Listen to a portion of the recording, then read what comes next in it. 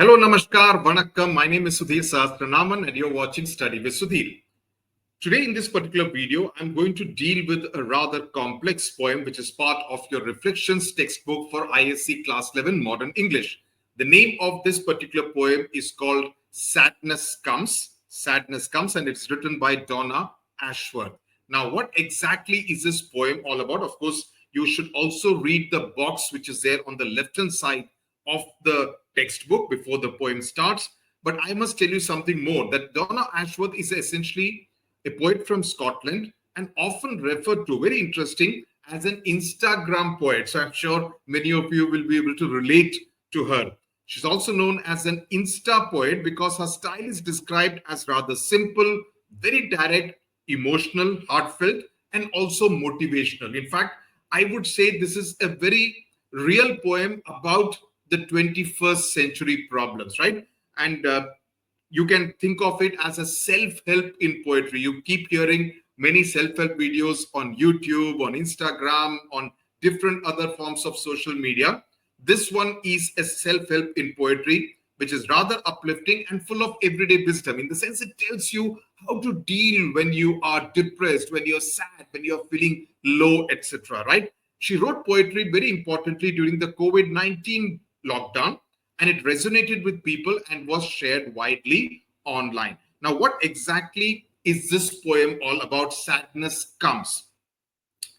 It is a reflective poem in the sense that it kind of introspects, it thinks a lot, okay, and it personifies sadness as a guest. Now, this is the most important element of this particular poem, the personification, okay, the personification, because sadness as a guest actually comes uninvited.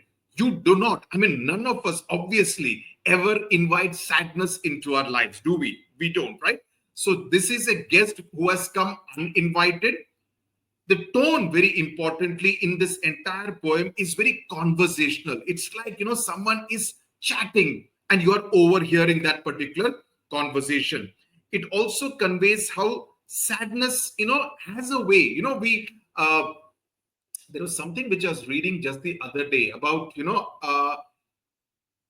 you gain nothing by worrying. Worrying is essentially a form of sadness, right? You keep worrying about something, and then, superstar Rajesh Khanna used to say, sadness, if you keep feeling sad, if you keep worrying about something, you're bringing the sadness that you may feel 5 days later onto today. At least enjoy the next 4 days, and then the 5th day, this particular news is likely to come and you will feel sad. So why feel sad today, tomorrow, on the 3rd day and the 4th day also? So it can come into your joyful spaces, but it can be softened if it is acknowledged and accepted. Don't treat sadness as a villain. Don't treat it like an antagonistic. Learn to accept the sadness. That's what the poem is all about. So what it means is that sadness, when it is welcomed, instead of being resisted, it loses its power. You accept it, you think, okay, this is life. It happens. Certain things will not work my way. It's okay. I will deal with it. So instead of feeling sad, you are kind of having a sense of acceptance. That's what this poem is all about. So the poem is simple. It encourages readers to see sadness as something we do not need to battle alone. That's another thing which comes at the end of the poem. So essentially, the poem is about acceptance. It's about resilience. That is, you face up to it. And the healing power of companionship in our darkest moments. That you need people with you. You need companions. You need friends, right? So that's what this poem is all about in a nutshell. Okay, what are the broad themes? And I will see, let me tell you one thing. If you're looking for a summary, then I would suggest you log out. This video is not for you. I am going to teach this entire video in great detail. Okay, I have kind of prepared very extensively for it. So I would want to, because ISC class 11 is not class 6, right? You need to understand the different nuances of the poem. And that's what I will try to do out here. Okay, so please keep a notebook and pen and the poem open in front of you. The first theme is the inevitability of sadness. Sadness is natural. It comes to everyone at some point of time or the other, right? Acceptance. Instead of fighting sadness, learn to accept it, make peace with it. human connection. Sadness connects all of us, showing us shared struggles and emotions, because that's what they say, that you shouldn't kind of say anything harsh to anyone. You have no idea what that person is going through. You may shout at someone, you may mock someone, you may make a joke of someone. You have no idea what trouble that person is going through. So in life, learn to be kind. It always helps. Let's make this world a more kind place. Okay. Fourth is by healing, that by sitting with sadness and not fearing it, we actually allow ourselves to heal. You kind of repair the wound, just like you get a wound on your skin, it heals after some time. That's what you kind of make peace with the wound, right?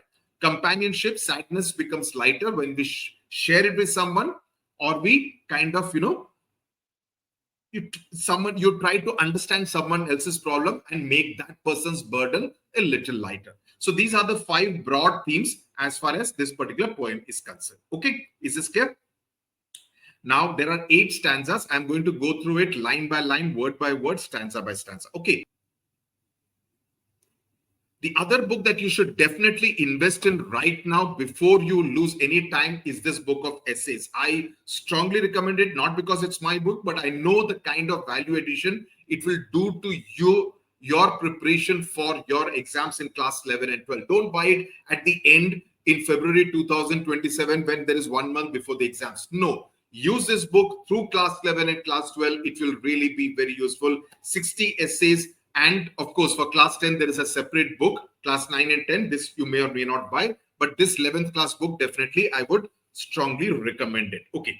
Sadness came to tea last night. Please keep a notebook and pen with you. Sadness came to tea last night, as she has often done before. But I didn't let her in this time. I stopped her at the door.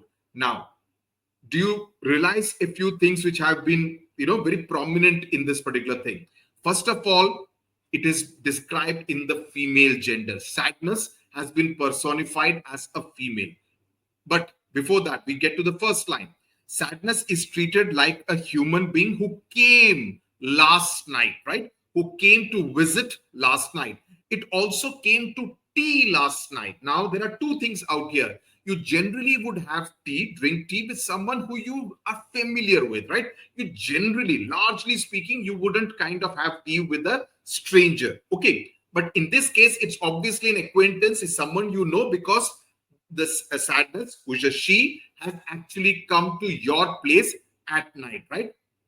So that is something important. The second thing which I want you to note is that when you are having tea is symbolic of some kind of intimate company, in the sense of friendship, in the sense of knowing someone very well, right? As I said, it's not a stranger. You generally drink tea with people who you know, who you trust, who you are friendly with. So by inviting sadness to tea, because as she has done before, means earlier she has been invited to tea, or she has come before. So by inviting sadness to tea, the poet is suggesting that the sadness has often been welcomed, acknowledged, and obviously been entertained also with tea before, right? Last night. Now, nighttime is associated. It's not it's a very awkward time for anyone to have tea. Okay. You wouldn't feel sleepy after that, right? But more importantly, nighttime is associated with loneliness. It is associated as a time when you reflect on what all happened during the day. So this fact that sadness has come visiting at night, it adds to that very heavy feeling when you want to be alone, when you want to introspect on what kind of a day it has been, right? So sadness often visits. What it means is that sadness often visits when you are alone, when you are with yourself, thinking, brooding, reflecting. That's the time sadness makes her entry. Okay, I hope you're understanding. I'm trying to explain it very slow and going very, very chronologically. The fourth point I want to mention is that the first line itself sets up the idea that sadness is not a stranger because she has come before there, right? So it is someone who returns again and again, right? So that is another important aspect. Okay, a lot of it you will need to include in your 5-mark and 10-mark answers, which is why I'm explaining all this in great detail. As she has often done before, it kind of conveys a sense of repetition, okay, that she keeps coming. it kind of conveys a sense of continuity, that it is somebody who keeps coming. The tone is one of resignation. Oh, as she has often come before. Oh, you came, like she always comes. There is a sense of resignation, a sense of boredom with the fact that sadness has come yet again. Gender, I assumed, I already told you that it is with femininity, and sadness is also here being spoken about as a familiar figure, is not someone who the author, the person, narrator does not know. So it is a familiar figure. But now this but is important. The but is important because now the narrator is saying, poet is saying, but I didn't let her in this time. I stopped her at the door. So there is a shift of tone, right? Earlier, there was a sense of acceptance. There was a sense of resignation, as she's often done before, but I did not let her in this time. So there is a sense of, the speaker, the poet, deciding not to engage with the sadness. And there is also a sense of personal power being emphasized, that it is in my power that I will not let her in this time. It's a sense of, that I want to assert myself this time. So there is a sense of boundary setting, that this boundary I'm setting. There are sometimes you feel, no, I'm not going to feel sad today. I'm going to enjoy myself. Yes, things have not gone my way. So what? Next 2 hours, I'm going to go to the shopping mall and shop. Okay, I'm going to kind of, do this. I'm having a craving for shopping. I'm going to indulge myself. So I'm going to do that. Or I'm going to binge watch some web series for the next 3 hours. I'm not going to feel sad. So we do that. Same way, the poet is saying that I did not let her in this time. I stopped her at the door. So earlier, the initial 2 lines was conveying a sense of, you came again. But the third and fourth line is kind of showing a sense of defiance, a sense of, no, you cannot come. I stopped her at the door is a very physical act. You stop there and say, no, you can't come in, right? So it is it is to convey the element of no. No means no. So the door represents the boundary between the self, that is me, the poet, and the external forces, where the sadness is trying to come in, right? The sadness is trying to come in, but the question is whether the door can really stop the sadness from coming in. But essentially, you are establishing some kind of boundary that no, this is the door, you cannot come in. So the door is not talking about, though it has been spoken here in terms of physical sense, but the real thing is sadness. You don't have a door, right? You don't have any door which you open out here. So the door is a sense of the inner consciousness, right? The inner emotional world. So what essentially means that the sadness comes often, which is quite natural. But this time the author, the poet, decides that no, I'm not going to let sadness enter my mind. So I stop her at the door itself. Okay, is this clear? I hope this is helping you. The next stanza is, I'm off to meet with friends. I said your timing isn't right. I can't allow your atmosphere. It is not the place tonight. Now, this is very interesting. What the tone is of direct speech. So what it kind of gives you a sense is that as though you are overhearing what the poet and the sadness are speaking to each other, right? So the poet says that I'm off to meet. So you are kind of overhearing a private conversation between the two. The personification has been extended, right? I am off, with friends. Your timing, that is, you have come at the wrong time. So it is extending the metaphor of sadness as a guest, as an uninvited guest, right? So choosing friends over sadness, that's another very important element, that it is telling you two things. One, sadness is not a friend, right? I'm off to meet with friends. That means you are not a friend. I don't treat you as a friend, right? So that is point number one. The second point is that it is also showing that she values, the poet values her friends, her companions, right? So while sadness is, comes at night quietly, okay, when the poet is in a reflective, brooding kind of atmosphere, friendship connects and uplifts. Sadness isolates you. Friendship connects and uplifts. You relate it to your daily life, you'll understand this better. Also to say that sadness is a frequent visitor but not a friend. Sadness is not counted among friends. These 2 points are very important. Please make a note of it.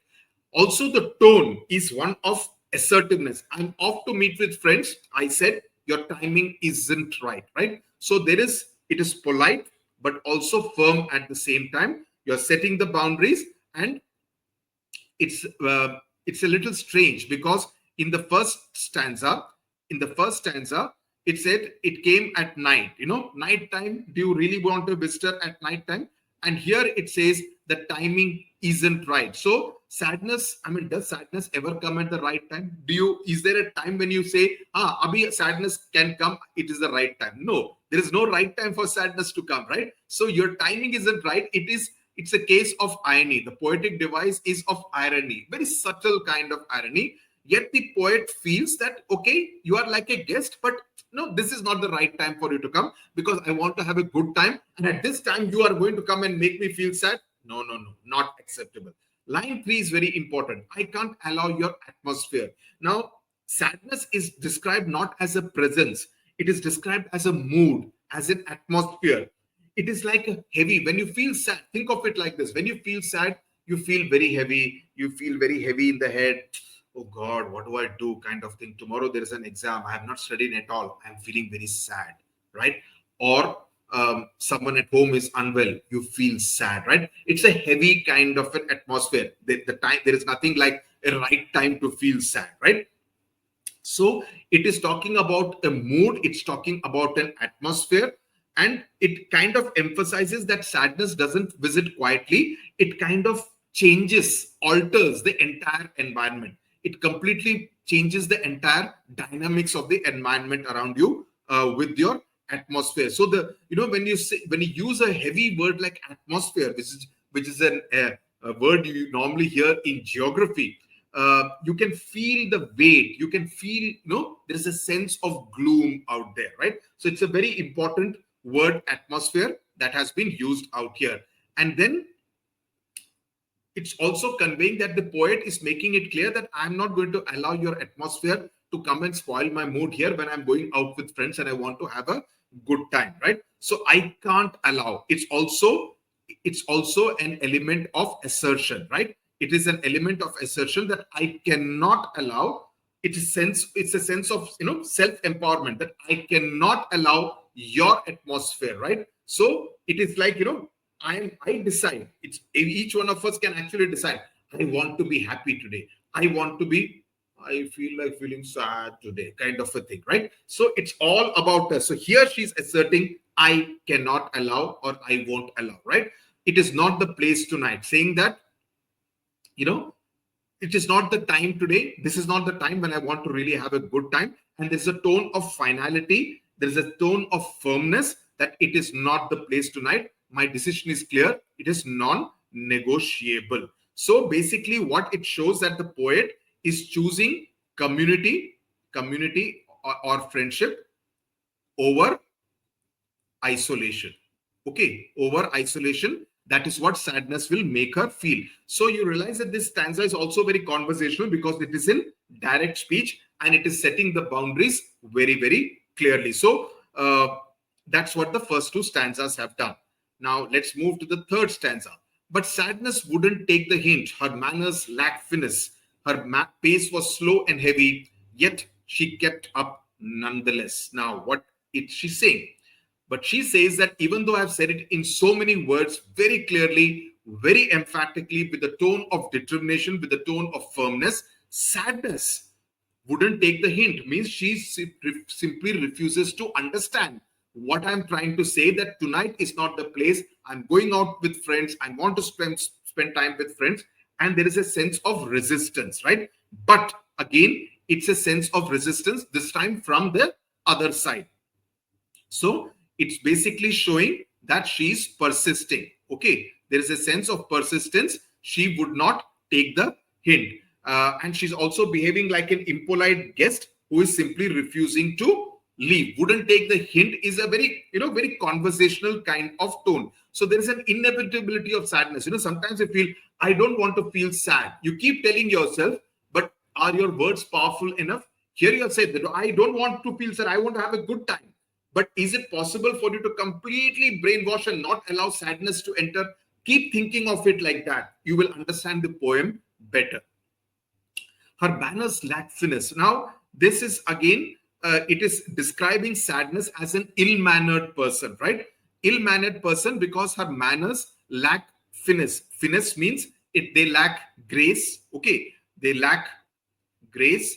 There is nothing very polished about it, and it's very clumsy. It's very blunt. Okay, it is very overpowering, even though it's unwelcome, and it completely comes and takes over. There is nothing like कि मैं तो आके बैठ जाऊंगा kind of a attitude sadness seems to have. So they come unannounced, because the way sadness has come unannounced itself shows that she does not have any manners. It comes and takes over your space.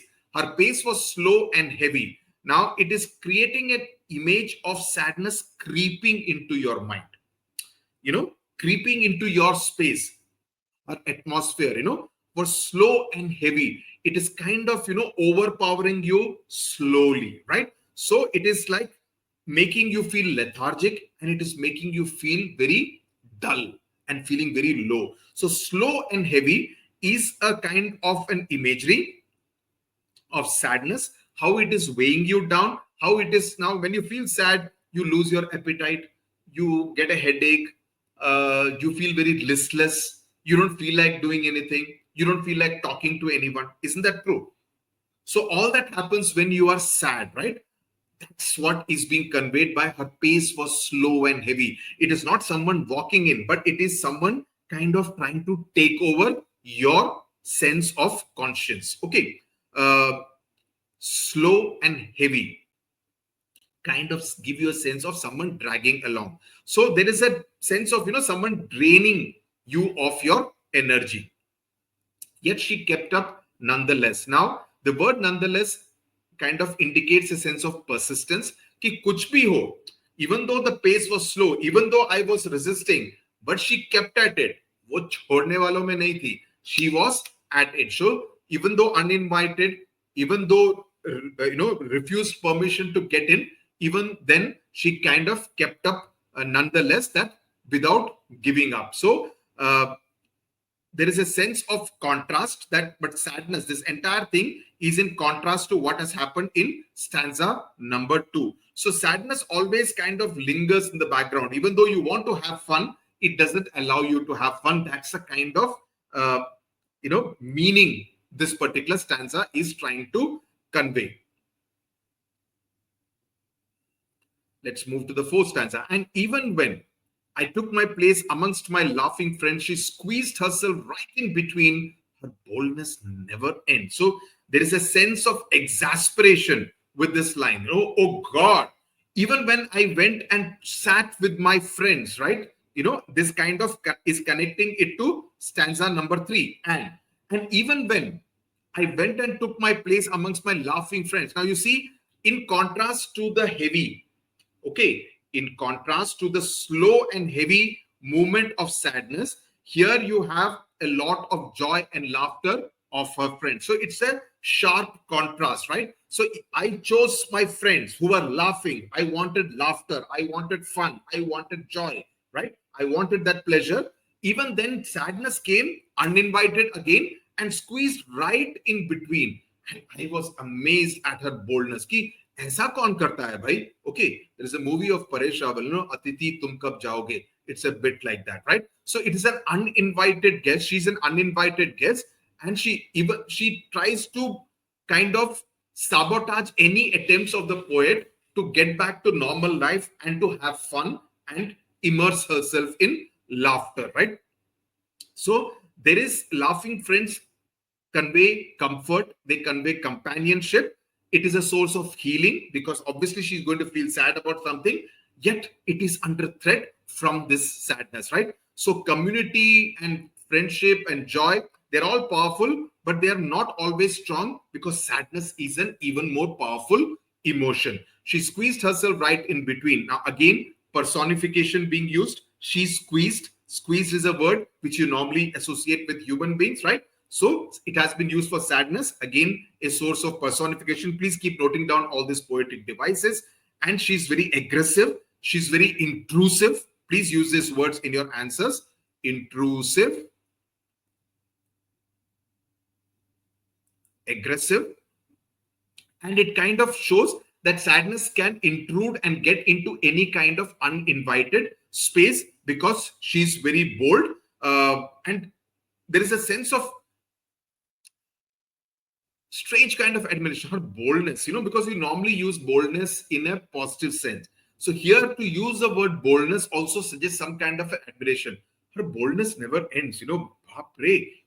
I told her not to come and yet she has come and she has squeezed in between me and my friend. So there is a sense of humor. Okay, this particular tone kind of conveys a sense of humor. Never ends. It's also a case of hyperbole or a sense of exaggeration about how she manages to get in anywhere. So laughter and sadness are sitting side by side now. Now you get to the point where laughter you want to enjoy, but there is sadness also. So they seem to coexist right at this point in time, right?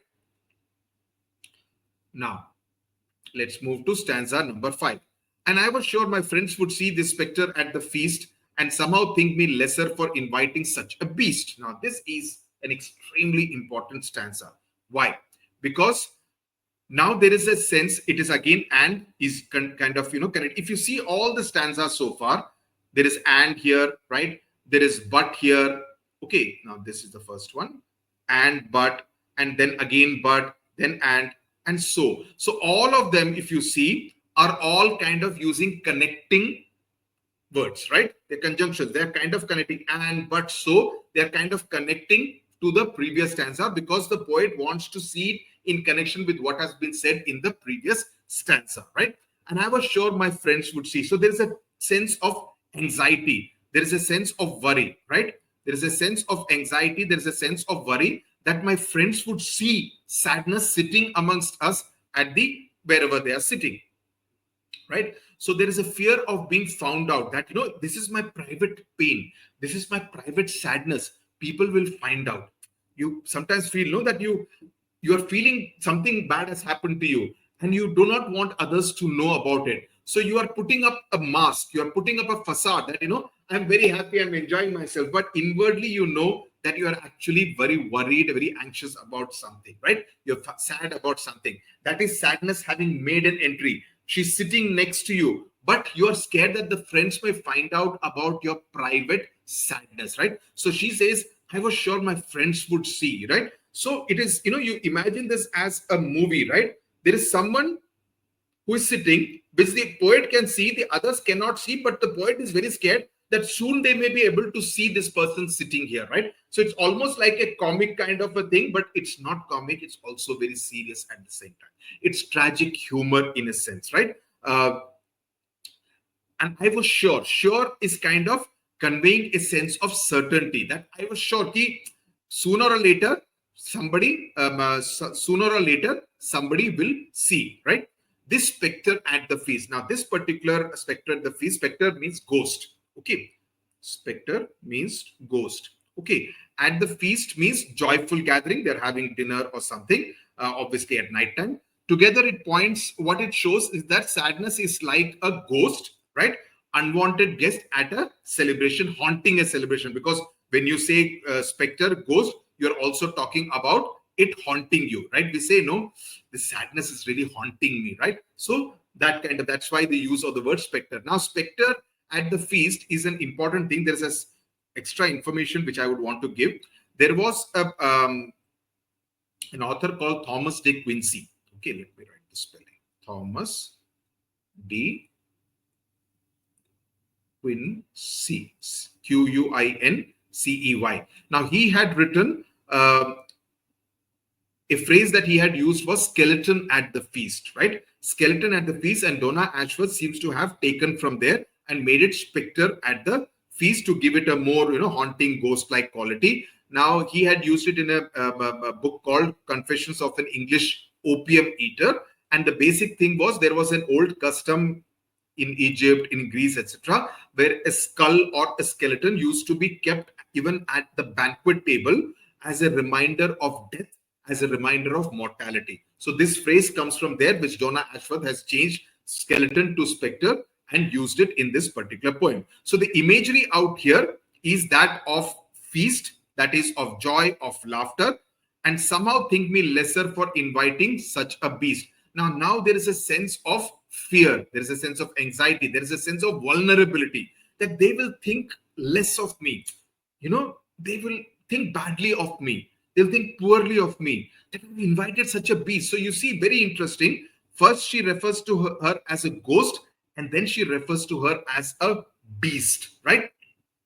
As a ferocious kind of an animal, right? So she's scared of the stigma. So there is an element, the theme of stigma, that she would be stigmatized, that if they come to know what is making me sad, because the sadness is there right with me out here, so they would think less of me once they know of this private pain, this private sadness, that I have brought this sadness into my life, right? And she would be shamed. So sadness shifts from being a rude guest right at the beginning, from guest to ghost to a beast. Very important. So beast conveys a sense of wild, right? When you say beast, ghost and guest don't convey wildness, but beast conveys wildness. It conveys something dangerous. It conveys something menacing, right? So that is why this is interesting. Guest to ghost to beast. It also conveys an animal quality, I said, something which is untamed, that it can completely take over you with its atmosphere. So in that sense, it's frightening. It's also a very primal animal-like quality. Okay, it has a primal animal-like quality. It's almost like a monster. And you are also at the same time fearing other people's perceptions. What would others think about you? What would others say about you? Okay. But no, their warmth was undeterred, as if nothing was new. I think perhaps they know by now, I sometimes come as two. What a beautiful line, right? So while she's feeling very scared that, they would figure you out, she says that no, their warmth was undeterred. But no, my friends were different. They were actually not bothered about it at all. They offered actually a lot of warmth and friendship. The warmth was undeterred, means the sadness did not diminish their love, their affection, their friendship for me, right? So earlier she was fearing that they may think her the lesser, but now she says their friendship, their warmth was undeterred. So she's feeling very grateful for that their warmth was undeterred. The presence of sadness did not make any difference to them, as if nothing was new. That is, as if nothing had really changed. So that means the friendship had stood the test of time. It did not change. And it's always very important in life to have these kind of friends who stand by you, right? So the friends act very naturally, not bothered at all by the presence or the intrusion of sadness. They don't make her feel very awkward, They don't make her feel as if, array, who have you got with her? So there is a normalization of sadness. This is important. Okay, that it is okay. It is perfectly okay to feel sad. It is okay to feel low. Please remember this also. And which is why I say friendship is very important. If someone needs your help sometimes, to put your arm around the shoulder of your friend and say, it's okay, I'm there with you, right? Not let the sadness atmosphere to overwhelm that particular person, your friend. So here there is a normalization of sadness, that it is okay to feel sad. It's okay. We are there. We are there with all our warmth, right? So the tone is very gentle. The tone is very reassuring, right? Even when they know that something is off with this particular person, the poet, they do not demand an explanation. What is wrong with you? There are some people, no, if you feel that, Arey, kya ho gaya? Tera shakal kyun utra hua hai? What is wrong with you? The kind of thing. So they kind of keep on deterring instead of talking about something else and involving the person, so that you take your mind away from what is bothering that person. That's always a more positive kind of approach. I think perhaps they know by now. And I think now she's kind of guessing, I think, and she kind of recognizes, she kind of realizes, she also kind of guessing that, they do understand that I sometimes come as two, that there are two sides to me. One is my normal self, the other is the self which sometimes feel a little low. Perhaps means, there's a sense of tentativeness, there's a sense of guessing. I come as two means that the speaker, the poet, is two entities, a dual self. There is sadness who comes, sometimes enters my conscience as an intruder, but otherwise, normally, I'm also a fun-loving person who enjoys the company of all my delightful friends. So all of us as human beings are complex people. There is no one person. There will be times when we will be joyful and, in great moods. There will be sometimes when we will want to be just left alone, or we will be feeling sad, or we may need the help of some friends, right? So all of us coexist as two. So this I could be any one of us, could be all of us, actually is all of us, right? I sometimes, not always, obviously, sometimes come as two. Sometimes we'll be carefree and joyful. Sometimes we'll feel a little low. So sadness now, interestingly, from the beast, is now being acknowledged as a part of yourself. So there is a movement of the sadness from a guest to a ghost to a beast, and now being as part of me. I am too, and this is sadness is a part of my personality, of my self. So there is, earlier, if there was a sense of refusal to accept, now there is a sense of acceptance, right? That it is me, this is also me. There would be times when I would feel low, this is also me. There would be times when I would want to have a blast, that is also me, right? We are all different types. There is no one particular definition that defines any one of us, right? So the moment she says, I sometimes come as two, which means that this is a step being taken towards reconciliation. That is, you kind of accept what kind of person you are.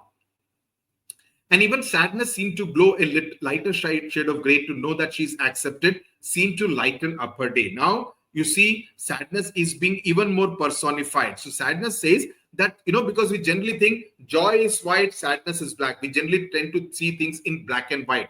But she says that sadness now seems to be a little gray. That is not completely black, not completely white, but she's somewhere in between as a shade of gray. And it is glowing. And this is much better than being completely negative, right? So glow, the word glow has a positive tone to it, right? It is like an illumination. It is something which kind of conveys light.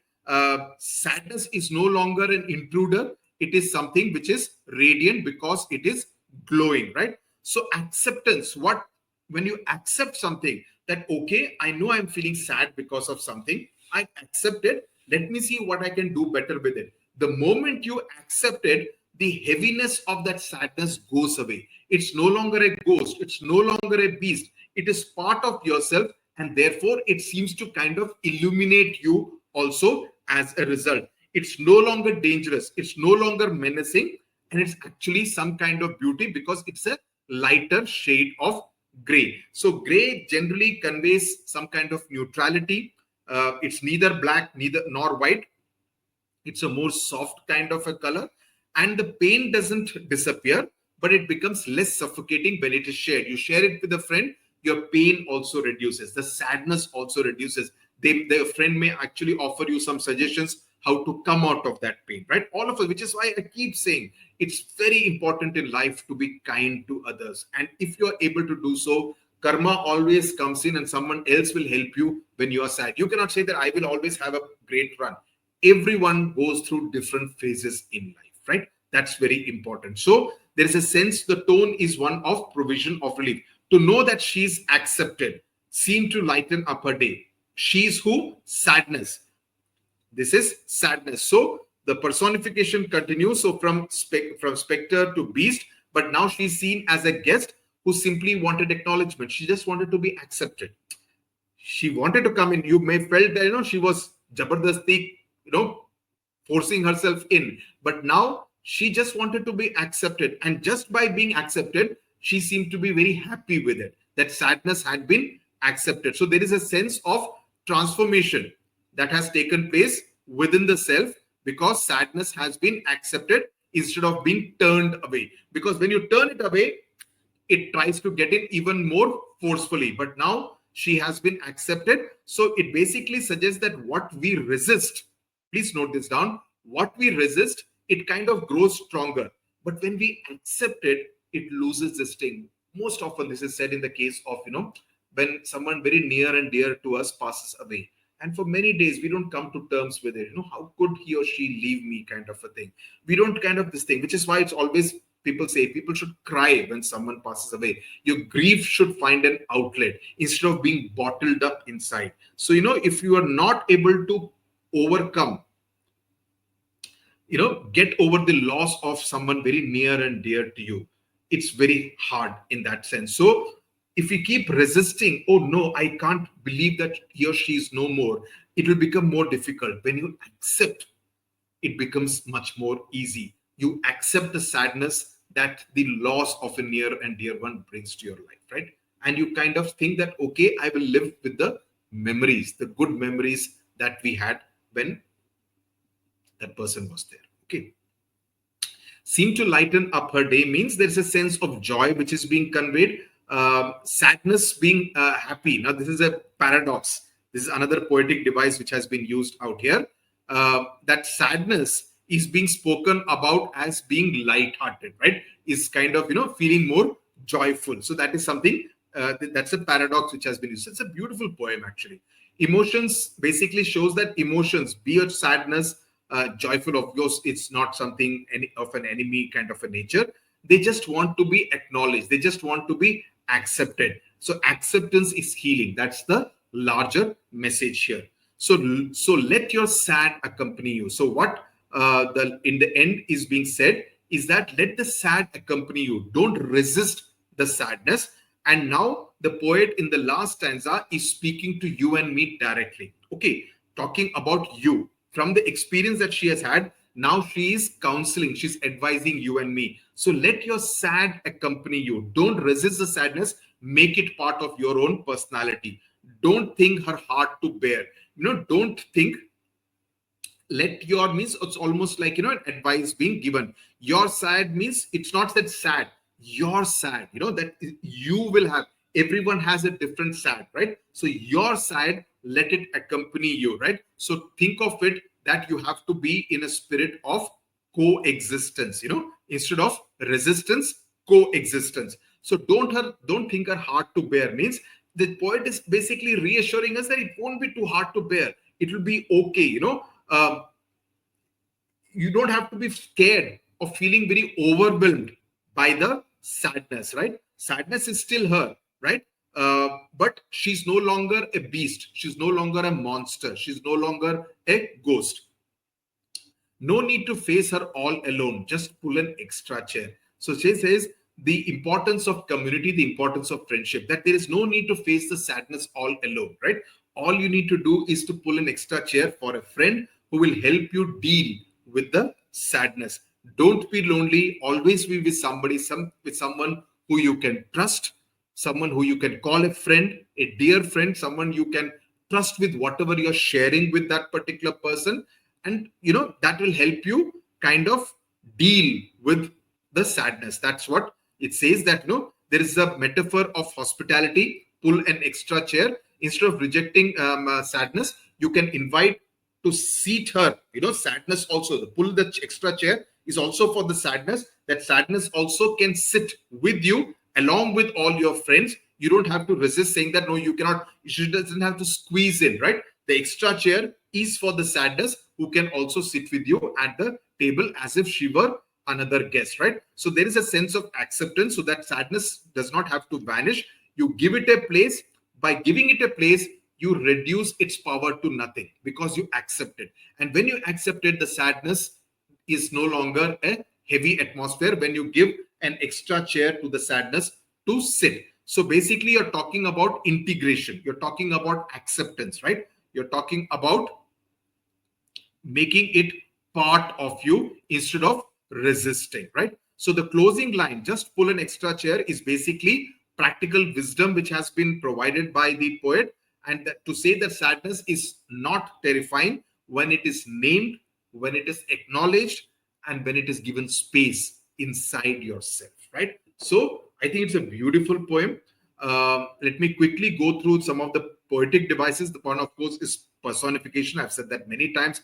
Paradox, I mentioned. Then there is an metaphor. An extra chair is the closing metaphor, is about how sadness, offering sadness, an extra chair, to it kind of captures the central theme of the poem. Then there is a lot of imagery, like slow and heavy pace, spectre at the feast, a lighter shade of gray. These are all examples of imagery. Then the entire tone of the mood that you already know about it. So I hope this particular poem is clear. As I said, it's a complex poem. You have to constantly relate it to the human self that you yourself understand by now, because all of you are what, 16, 17-year-old students. So you would understand all this. So ensure that when you are preparing for the examination, prepare in terms of stanza. Each stanza conveys what, because there is a movement through the entire poem. It is something which is kind of moving forward. So you need to talk about what is the poet that she has tried to convey, what is the larger messaging of the poem, the personification of sadness, what are the different images of sadness that has been conveyed by Donna Ashworth. All that you need to prepare, both for 5-mark and 10-mark questions. You should be fine. 5-mark will not be a problem, because that will essentially be like a different version of the reference to context questions, where you will be asked a specific point, and with the kind of detailed explanation I have given, you should not have a problem with that. Okay. Tata, bye bye. Thank you very much. Share the video and subscribe to Study with Sudhir.